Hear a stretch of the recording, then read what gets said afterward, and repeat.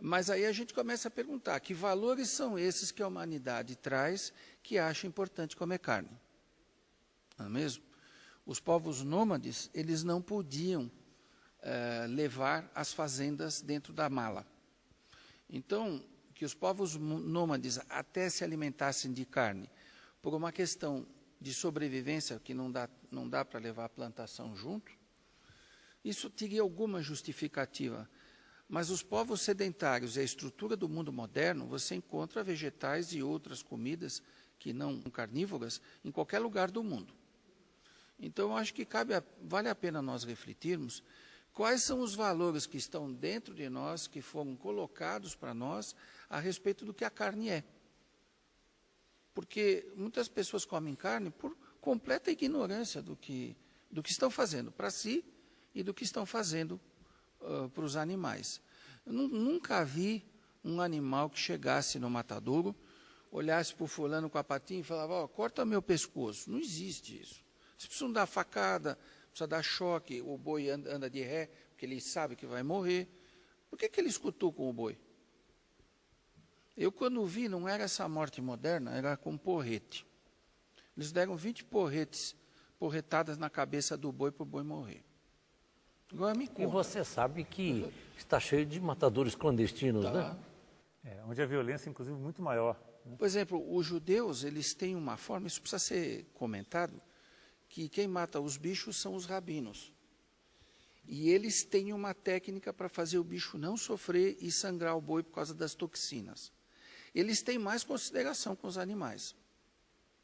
Mas eu nunca vi um animal se entregar naturalmente para falar, não, pode se entregar no cadafalso, isso não existe. Então a gente tem que refletir que valores são esses. Né?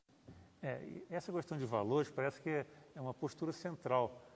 As nossas crianças são educadas para achar que os animais não têm tanto valor assim, que eles são quase alguma coisa, né?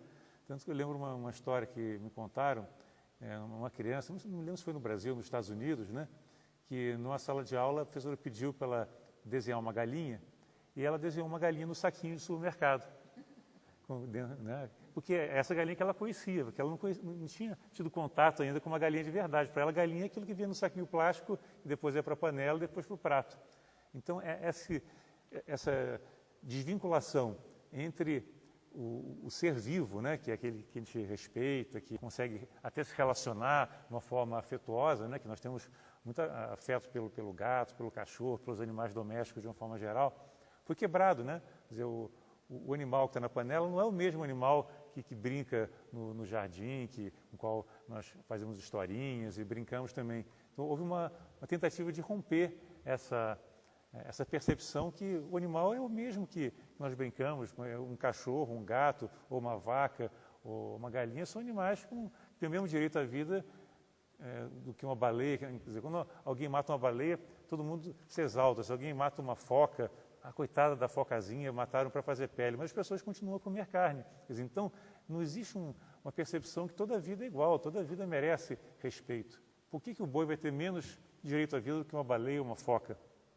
Por que você teria um horror de matar um animalzinho doméstico, né? Mas não pensa duas vezes em comer uma galinha ou um peixe ou qualquer outro animal que comumente se coloca numa refeição na nossa civilização. Eduardo, e quanto à saúde?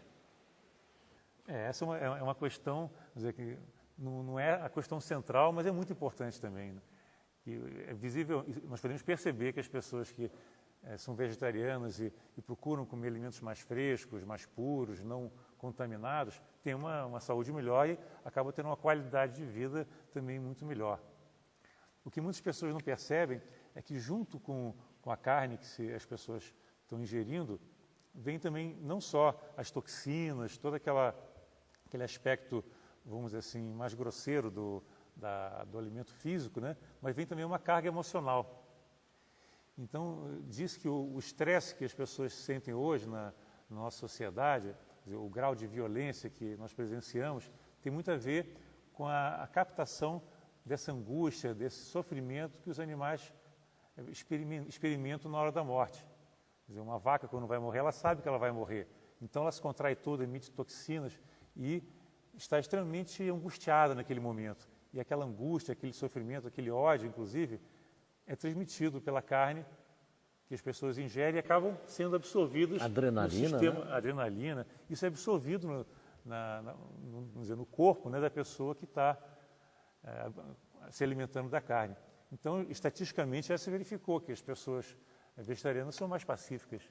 O número de acidentes, de mortes, né, assassinatos, etc., entre os vegetarianos é muito menor. Então, me parece que existe uma relação entre saúde física e mental e também os hábitos alimentares das pessoas. E a questão econômica? Não é mais caro ser vegetariano? Olha, se você se basear nos produtos agrícolas básicos, naturalmente que é mais barato ser vegetariano, naturalmente. Mas se entrar em comidas mais sofisticadas, assim, aí champignon e outros, que aí é mais caro. Mas eu queria falar uma coisa também ligada à economia, que é a seguinte. Recentemente eu vi um filme, que talvez você mostre aqui entre nós, A Carne é Fraca.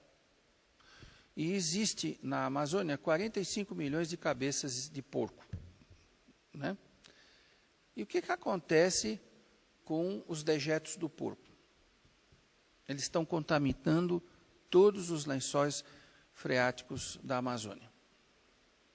As fezes dos porcos são jogadas nos rios.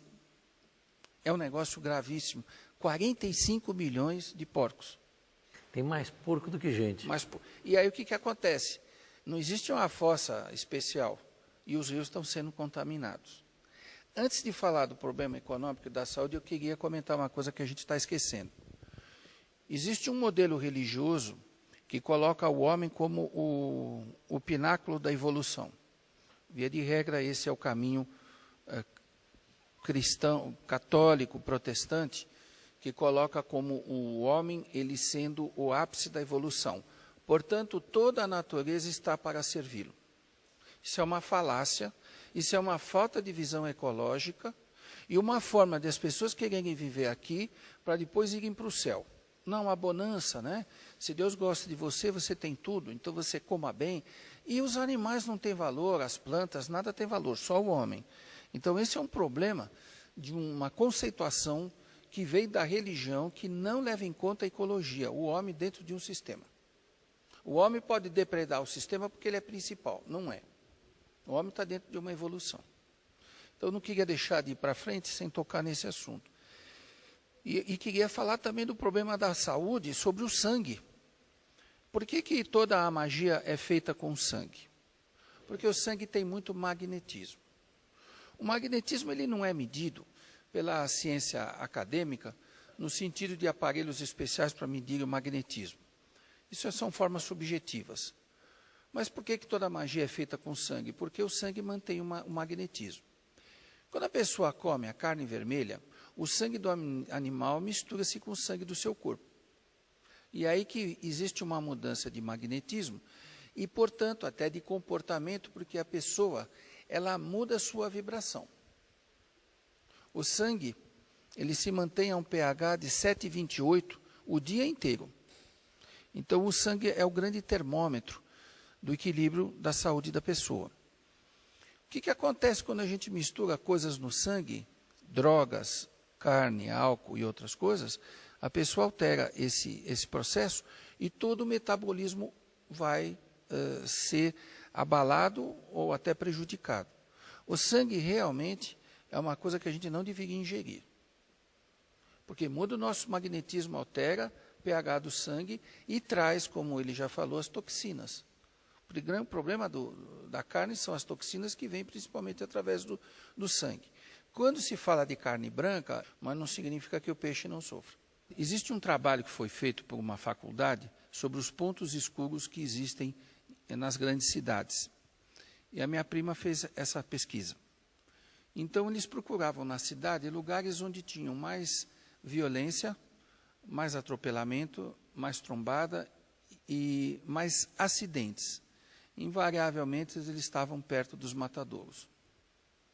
Em Santos, foi um caso notório, assim, de um grande matadouro que a região tinha aumento o número de assassinatos, de briga, trombada entre carros.